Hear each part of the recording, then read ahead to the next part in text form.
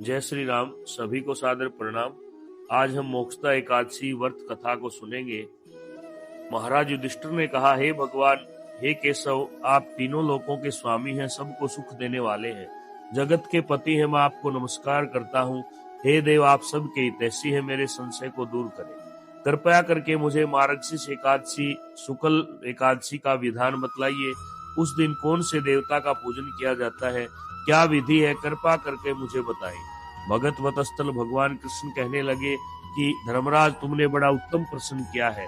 इसके सुनने से तुम्हारा यह संसार में फैलेगा। मार्गशीर्ष शुक्ल एकादशी अनेक पापों को नष्ट करने वाली है। इसका नाम मोक्षदा एकादशी है।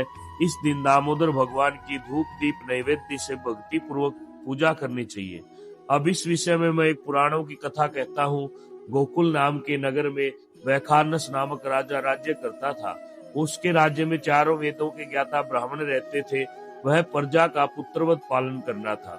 एक बार रात्रि में राजा ने स्वप्न देखा कि उसके पिता नरक में है। उसे बड़ा आश्चर्य हुआ। वह प्रातः विद्वान ब्राह्मणों के पास गया, स्वप्न सुनाया।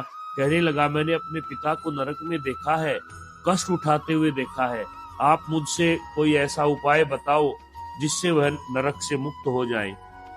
जब मैंने वचन सुने हैं कि मैं बहुत दुखी हूँ, मुझे नरक से बाहर निकालो, ऐसे वचन सुनने के बाद मेरा चित्त व्याकुल है, बड़ी अशांति हो रही है।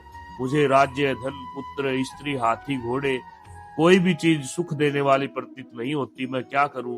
राजा ने कहा, हे ब्राह्मण देवताओं, इस दुख के कारण मेरा सारा शरीर जल रहा है। आप कृपया करके कोई दप, तान, व्रत आदि उपाय बताइए जिससे मेरे पिता को मुक्ति मिल जाए।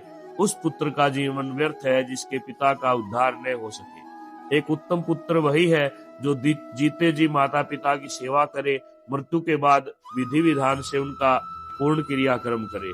वह 1000 मूर्ख पुत्रों से अच्छा एक पुत्र है जो अपने पिता माता के उद्धार के लिए प्रतिबद्ध रहता है। जैसे एक चंद्रमा सारे जगत में प्रकाश करता है परंतु 1000 तारे नहीं कर सकते। ब्राह्मणों ने कहा, हे राजन, आप उत्तम पुत्र की भांति यह प्रश्न कर रहे हो। यहाँ भूत भविष्य वर्तमान के ज्ञाता पर्वत ऋषि का आश्रम है। आप अपनी समस्या को लेकर उनके पास जाइए, वे हल अवश्य निकालेंगे। ऐसा सुनकर राजा मुनि के आश्रम पर गया। उस आश्रम में अनेक शांत चित्त योगी और मुनि तपस्या कर रहे थे। उसी जगह पर्वत मुनि बैठे थे। राजा ने मुनि को साष्टांग दंडवत प्रणाम किया। मुनि ने राजा से कुशल क्षेम पूछी। राजा ने पूरी बातें बतलाई कि मेरे मन में अशांति है। ऐसी बात सुनकर मुनि ने आंखें बंद की।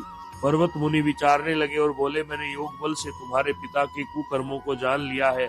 उन्होंने कामातुर होकर एक पत्नी को रति दी, किंतु सोत के पहने पर दूसरी पत्नी को ऋतुदान मांगने पर भी नहीं दिया। उसी पाप कर्म के कारण तुम्हारे पिता नरक में है।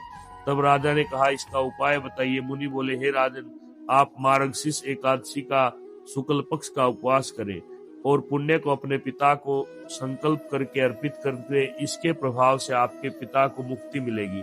मुनि के वचन सुनकर राजा महल में आया और मुनि के कहे अनुसार कुटुंब सहित मोक्षदा एकादशी का व्रत किया और संपूर्ण फल अपने पिता को अर्पित कर दिया। इस पर उनके पिता बड़े प्रसन्न हुए और उनको नरक से मुक्ति मिली।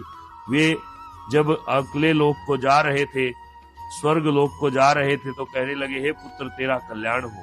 मार्गशीर्ष मास की शुक्ल पक्ष एकादशी को मोक्षदा एकादशी का जो व्रत कोई भी पुत्र करेगा, उनके पिता को या इस कथा को पढ़ने, सुनने या सुनाने वाले सभी को मोक्ष की प्राप्ति होती है। बोलो विष्णु भगवान की जय हो।